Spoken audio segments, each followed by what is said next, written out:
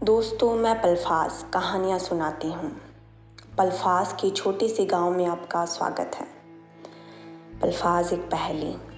आज आपको सुनाने जा रही हूँ मेरी लिखी हुई कहानी, जो मेरे दिल के काफ़ी करीब है। इसका पहला हिस्सा मैं आपको सुना चुकी हूँ। 2 हिस्सों की ये कहानी है। आज आपको सुनाने जा रही हूँ इसका आखिरी हिस्सा, पहली मोहब्बत, part 2। Ram, I am sorry अगर मेरी बात का बुरा लगा है या किसी ने कुछ बोल दिया। तुम घर चलो, तुम्हारे भैया तुम्हारा इंतज़ार कर रहे हैं। अनामिका, नहीं, मुझे तुम्हारी किसी बात का बुरा नहीं लगा। राम, तो फिर क्या बात है?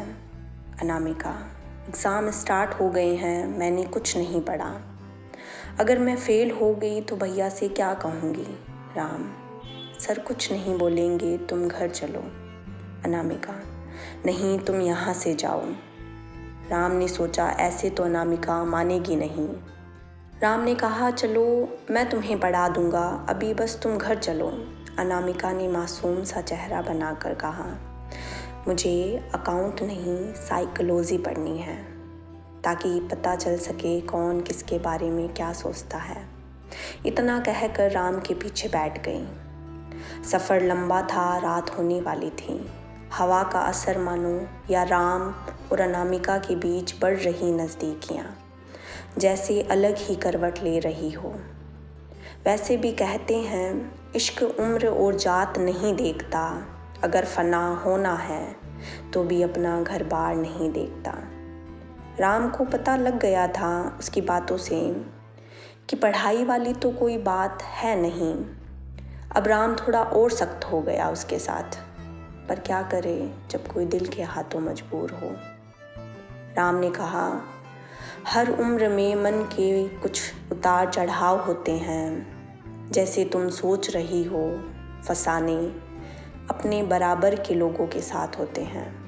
अनामिका, माना आप काफ़ी समझदार हैं, मगर दिल पर रोक लगाना समझदारी नहीं, गुनाह होता है जो आप कर रहे हो। राम थोड़ा रुक सा गया और फिर कहा, तुम्हें पता है मैं तुमसे 8 साल बड़ा हूँ। अनामिका हंसने लगी। राम ने पूछा, क्या हुआ? अनामिका ने हंसते हुए कहा, अच्छा, तुम खुद को मेरी तरफ आने से इस वजह से रोक रहे थे। मेरी माँ से पिताजी 10 साल बड़े हैं, भैया भाभी से 6 साल। और अगर मुझे इस बात से कोई फ़र्क पड़ता तो अलग बात थी, तुम क्यों इस बारे में सोच रहे हो? इसके आगे राम कुछ बोलता, बाइक घर के आगे रुक गई। मोहन दरवाजे पर खड़ा था और अनामिका को देखते ही पहले उसे गले से लगाया, फिर जोर से डांटा, भाई है ना? कहाँ थी? क्या हुआ? किसी ने तुमसे कुछ कहा? अक्ल नहीं है तुम में? इतनी देर कहाँ थी? इन में से किसी सवालों का जवाब अनामिका के पास नहीं था। कुछ नहीं हुआ इतना कहकर अपने रूम में चली गई। राम भी अपने घर के लिए निकल गया। मोहन कुछ हद तक समझ गया था और किसी से कुछ कहे बगैर अपने रूम में निकल गया। उस बात को काफ़ी वक्त निकल गया। मोहन ने राम से कुछ नहीं कहा। हम उम्र थे ना, तो इतनी समझदारी थी, लेकिन राम को अब मोहन थोड़ा नोट करने लग गया। इधर राहुल को जब पता चला अनामिका से उसके दिल का हाल, तो वो हड़बड़ा सा गया। वो और अनामिका पिछले 10 सालों से साथ पढ़ रहे थे। अनामिका राहुल की बेस्ट फ्रेंड थी। राहुल ने कभी कहा नहीं, पर अनामिका को काफ़ी पसंद करता था। उसके लिए बेहद खास थी वो। अनामिका की ज़िंदगी में उसे खुद के सिवा किसी और को देखना बर्दाश्त ही नहीं हुआ। बिना कुछ सोचे समझे राम से मिलने ऑफिस चला गया।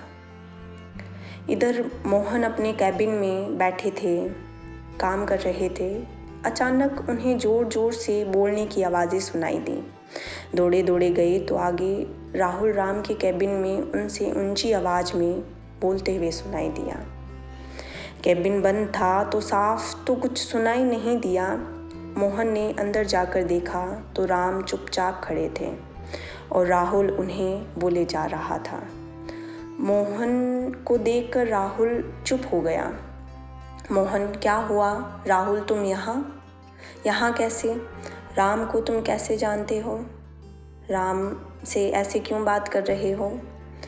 राहुल, अरे भैया, आप नहीं जानते हो ऐसे एम्प्लॉय को, जहाँ फ़ायदा देखा नहीं चले आते हैं। ऐसे लोग इस फिराक में रहते हैं कि एक मौका मिल जाए। आप नहीं जानते इन छोटे लोगों को। ऑफिस में सब सुन रहे थे। मोहन ने कहा, राहुल तुम घर जाओ, मैं देख लूँगा, घर पर बात करेंगे। मोहन के कहने पर राहुल वहाँ से चला गया। मोहन ने सभी स्टाफ को अपना काम करो कह के सोचा राम से बात करके देखना चाहिए। इससे राम की समझदारी और ईमानदारी की परख हो जाएगी। मोहन राम से, खड़े क्यों हो, बैठो। राहुल, तुमसे इस तरह से क्यों बात कर रहा था? राम, पता नहीं सर, मैं तो इन्हें जानता भी नहीं। मोहन, आज सर नहीं, दोस्त बन के बात करते हैं। राम, क्या सर? मोहन, सर नहीं, मोहन बोलो। राम, जी सर। मोहन हंसने लग गया। मोहन राम से, तुम्हारे घर में कौन कौन है? राम, माँ, पिताजी और एक छोटी बहन है सर। मोहन, तुम तो मेरे हम उम्र के हो ना, अभी तक तुमने शादी क्यों नहीं की? राम, बस ऐसे ही। मोहन, दोस्त समझ के बता दो, पूछ रहा हूँ बस। राम, सर मिडिल क्लास के लड़कों के कंधों पे इतना बोझ होता है कि उन्हें खुद के बारे में सोचने का वक्त नहीं मिलता। माँ और पिताजी बहुत परेशान रहते हैं मुझे लेकर, मैं टाल देता हूँ। माँ ने तो अब ठान रखी है मेरी शादी करवा के छोड़ेगी, जिद करके बैठी है। मोहन, लड़की देख रखी है क्या राम? राम, नहीं सर। मोहन, कोई पसंद है? राम, छोड़ो सर। मोहन, नहीं बताओ, ऐसे तो हो नहीं सकता कि कोई पसंद नहीं आई हो। राम, रुक के, आई तो है सर, लेकिन राम ठहर गया वहीं। मोहन, लेकिन क्या? राम, समझ लीजिए सर कि हर शख्स खुशनसीब नहीं होता कि उसे अपनी पहली मोहब्बत मिले, उसकी बातें, उसके ख्वाबों में उसका साथ, पर वो नहीं मिले। मोहन, कहीं ना कहीं मन में समझ गया था और वक्त बीतता गया, और कहते हैं ना, वक्त इंसान की तड़प को और गहरा बना देती है। रात के 10 बज रहे थे। राम के फ़ोन पर रिंग बजी। नंबर अनजान थे। राम ने फ़ोन उठाया। हेलो। सामने से कोई आवाज़ नहीं आई।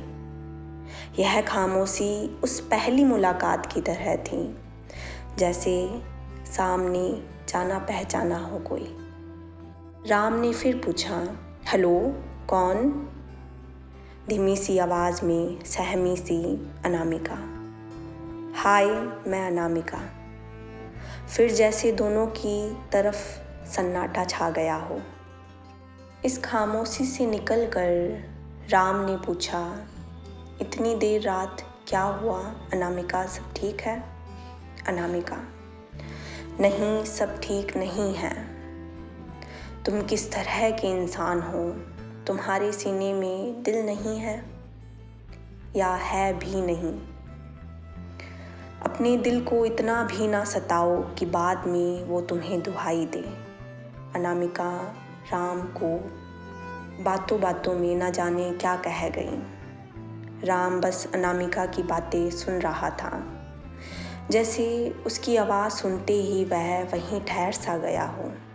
अनामिका ने फिर राम से कहा कि राम को पूरी रात नींद नहीं आई, बस इंतज़ार में कि सुबह कब होगी। अब वक्त तो लगता ही है, पूरी रात बस इंतज़ार में निकाली कि सुबह हो जाए और किसी तरह वो अनामिका के बताए हुए पते पे कॉलेज के पास वाले गार्डन में 11 बजे पहुंच जाए। अब मानो हर सेकंड घंटों का समय ले रही हो। ये पेड़ों की आवाज़ें जैसे मुझे ताना दे रही है, जैसे तैसे खुली आंखों से सुबह हुई। राम 11 बजे की जगह 10 बजे ही पार्क में पहुंच गया।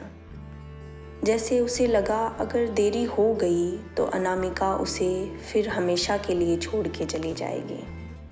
उसे बस अनामिका से मिलना था, बस अनामिका की कही गई बात को याद करके परेशान हो रहा था, जो अनामिका ने उसे रात को फ़ोन पे कही थी। अगर मिलने नहीं आए बताए हुए पते पे मेरे, तो तमाम ज़िंदगी अफसोस में रहोगे, तरस जाओगे सुनने को नाम मेरे। 11 बजने ही वाले थे कि अनामिका को आते देखकर राम खड़ा हो गया। हमेशा अनामिका बोलती है, लेकिन इस बार राम ने कहा और खामोश नहीं रहा। पहली बार राम ने कहा, तुम समझती क्या हो खुद को? तुम एक ही नहीं हो दुनिया में जिसे जो चाहा वो मिला नहीं या जो मिल गया हो। अधूरी ख्वाहिशें लेकर ना जाने कितने लोग जीते हैं। अनामिका ने कहा, इससे तुम्हें क्या, इसमें प्रॉब्लम ही क्या है? तुम नहीं करते मुझसे प्यार? राम वहीं चुप हो गया। जो सवाल खुद से करता है वह उसने पूछा। अनामिका ने पूछ लिया जो राम हर दिन, हर रात, हर सेकंड खुद से करता है, जिससे वो बेइंतहा मोहब्बत करता है। उसकी ज़िंदगी में अनामिका पहली लड़की थी जिसने उसे इतना मजबूर कर दिया कि वो रात भर बस अनामिका के साथ बिताए हुए उन लम्हों को भूल तक नहीं पा रहा था, बस उसे याद करके खुद को तसल्ली दे रहा था। अनामिका ने कहा, जवाब दो मुझे, क्या तुम्हें भी मुझसे मोहब्बत है? क्या तुम्हारा भी मेरे लिए दिल धड़कता है परेशान होकर? अनामिका ने कहा, ठीक है, तुम नहीं बताओगे कि तुम्हारे मन में क्या है। मैं आशा करूँगी तुम्हें मुझसे बेहतर लड़की मिले। हमारा मिलना शायद किस्मत में नहीं था। इतना कहकर अनामिका वहाँ से पीछे हट गई। अनामिका को जाते देखकर उतने में ही राम ने अनामिका का हाथ पकड़ लिया, जैसे सब कुछ रुक गया हो। राम को लगा, यदि आज मैंने इसे नहीं रोका तो उम्र भर मैं अपनी पहली मोहब्बत का गुनहगार कहलाऊंगा। अगर फिर भी जाने दिया कि अगर मैंने सोच लिया कि मैं गुनहगार बन जाऊंगा, कोई नहीं, यदि मैंने जाने दिया तो बगैर उसके कैसे जी पाऊंगा। राम ने अनामिका को अपनी तरफ देखने को कहा, क्या तुम्हें सच में ऐसा लगता है कि बगैर तुम्हारे मुझ में मेरा कुछ पूरा है? अनामिका राम को देखती रह गई। तुम्हें देखता हूँ तो ऐसा लगता है जैसे रुकी हुई सांसों को एक आस मिल गई हो, मेरी धड़कनों में जैसे एक लहर सी उठ गई हो। मुझे नहीं पता मैं कैसे बताऊँ तुम्हें, मुझे तुमसे मोहब्बत हो गई है, मुझे तुमसे प्यार हो गया है, तुम मुझे पसंद आने लगी हो। ना जाने कितने शब्दों में कैसे राम ने अपने प्यार का इजहार किया और अनामिका बस उसे एकटक निहारती रह गई। तुम मेरी पहली और आखिरी मोहब्बत हो, ऐसा कहकर राम ने अनामिका को गले लगा लिया, मानो जैसे कि सांसें वही रुक गई हो। अनामिका यही तो चाहती थी, राम अपने दिल का हाल बताए, उसके मन में क्या है वो जान पाए।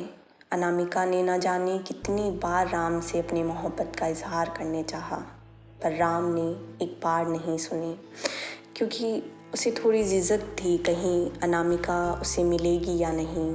फिर राम ने कहा, शायद अब मेरी धड़कनों की आवाज़ तुम्हें सुनाई दे रही होगी।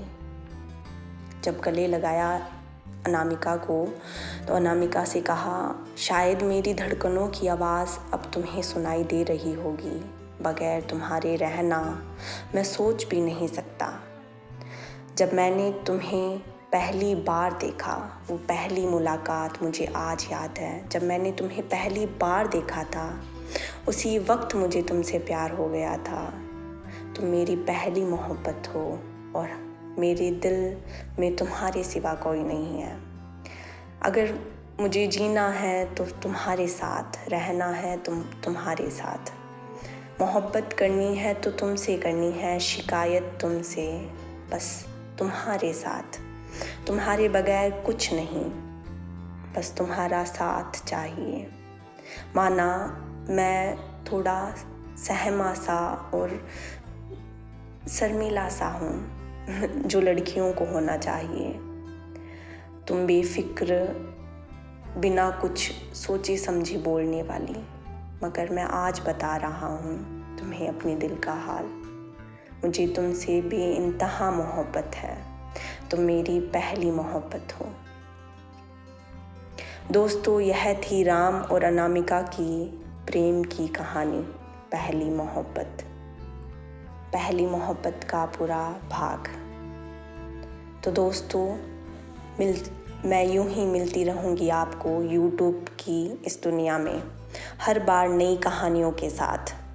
कैसी लगी मुझे ज़रूर बताइएगा, ताकि आपके लिए, आपके मन पसंदीदा टॉपिक्स पर मैं आपके लिए कहानियाँ बना सकूं और आपको सुना सकूं।